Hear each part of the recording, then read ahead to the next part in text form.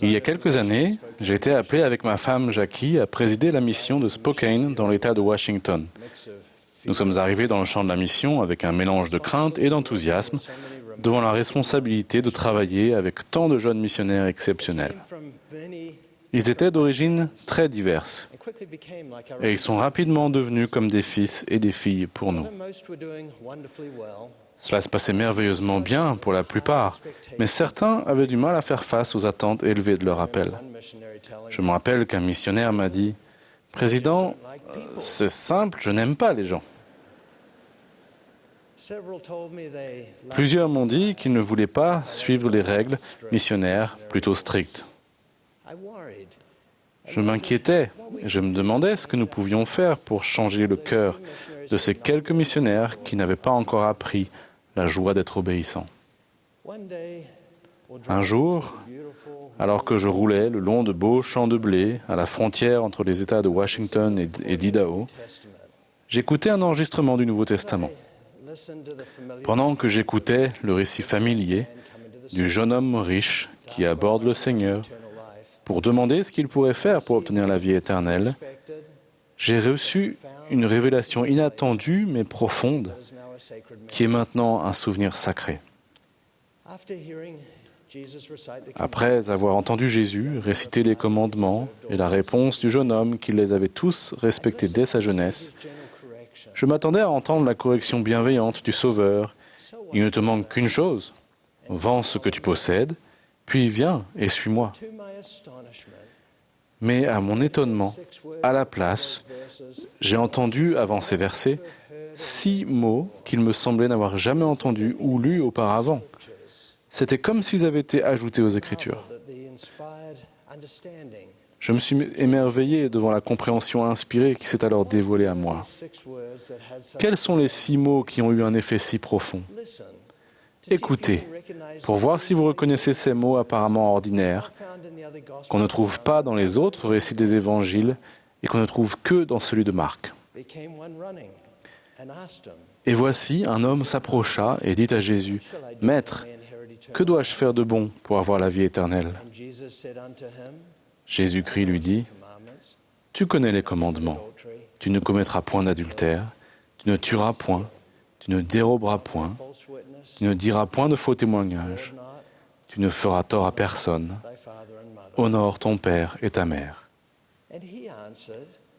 Il lui répondit, « Maître, j'ai observé toutes ces choses dès ma jeunesse. » Jésus, l'ayant regardé, l'aima et lui dit, « Il te manque une chose. Va, vends tout ce que tu as, donne-le aux pauvres, et tu auras un trésor dans le ciel. Puis, viens et suis-moi. » Fin de citation.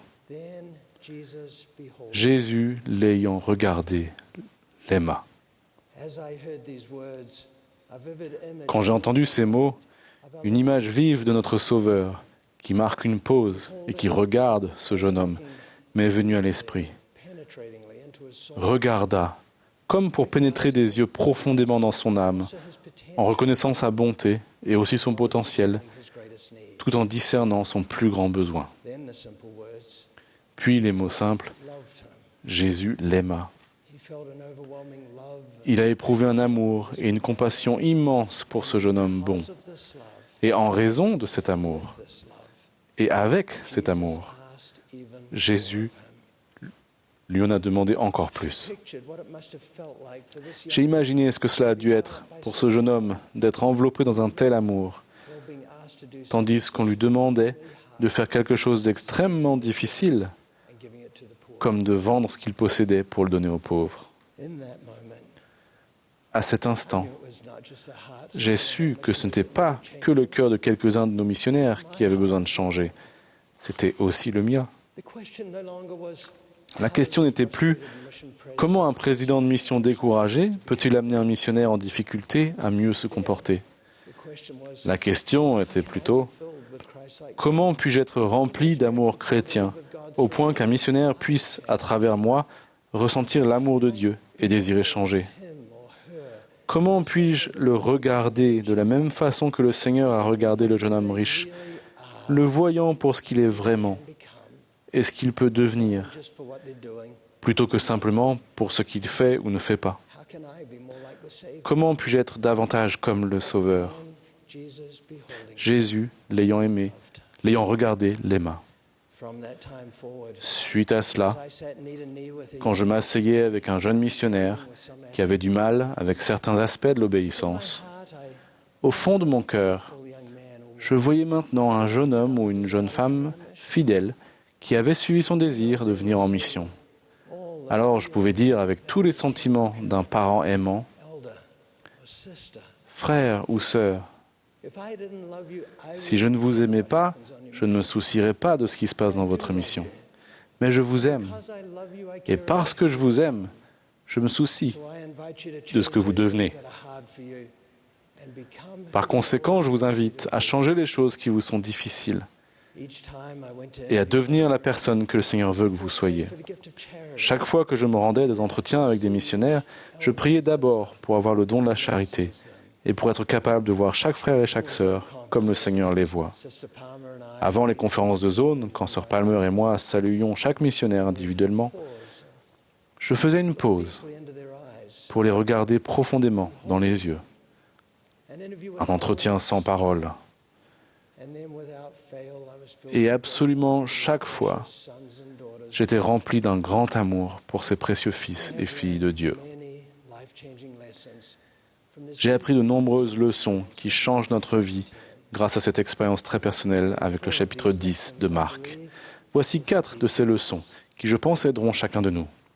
Premièrement, si nous apprenons à voir les autres comme le Seigneur les voit, plutôt qu'avec nos propres yeux, notre amour pour eux grandira, ainsi que notre désir de les aider.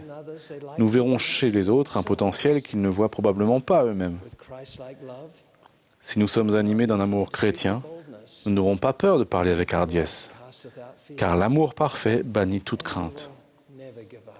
Et nous n'abandonnerons jamais, nous rappelant que les personnes les plus difficiles à aimer sont celles qui ont le plus besoin d'amour. Deuxièmement, il ne se produira jamais ni enseignement, ni apprentissage dans la frustration ou la colère. Et les cœurs ne changeront pas si l'amour n'est pas présent. Que ce soit en tant que parents, instructeurs ou dirigeants, nous n'enseignerons vraiment que dans un climat de confiance et non de réprobation. Notre foyer devrait toujours être un havre de paix pour nos enfants, non pas un milieu hostile. Troisièmement,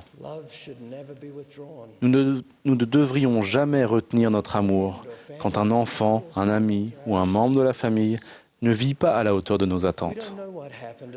Nous ne savons pas ce qui est arrivé au jeune homme riche après qu'il est parti tout triste, mais je suis sûr que Jésus l'aimait toujours de façon parfaite, même s'il avait choisi un chemin plus facile. Plus tard, quand il a trouvé ces grands biens dérisoires, peut-être s'est-il souvenu de cette expérience unique avec son Seigneur qu'il avait regardé, aimé et invité à le suivre, et qu'il a agi en conséquence.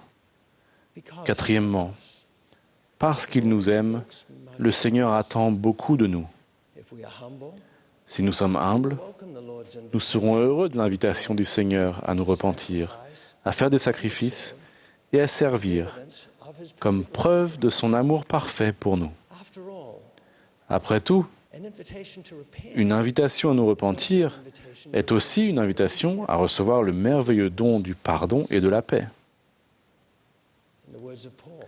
C'est pourquoi ne méprise pas le châtiment du Seigneur et ne perds pas courage lorsqu'il te reprend, car le Seigneur châtie celui qu'il aime. Mes chers frères et sœurs, désormais, chaque fois que vous avez l'impression que l'on vous demande de faire quelque chose de difficile, abandonner une mauvaise habitude ou une dépendance, renoncer à des activités profanes, sacrifier une de vos activités préférées parce que c'est le jour du sabbat, pardonner à quelqu'un qui vous a fait du tort, Pensez au Seigneur qui vous regarde, qui vous aime et qui vous invite à lâcher prise et à le suivre. Et remerciez-le de vous aimer assez pour vous inviter à faire plus. Je rends témoignage de notre Sauveur Jésus-Christ et j'attends le jour où il nous prendra chacun dans ses bras en nous regardant et en nous entourant de son amour parfait. Au nom de Jésus-Christ. Amen.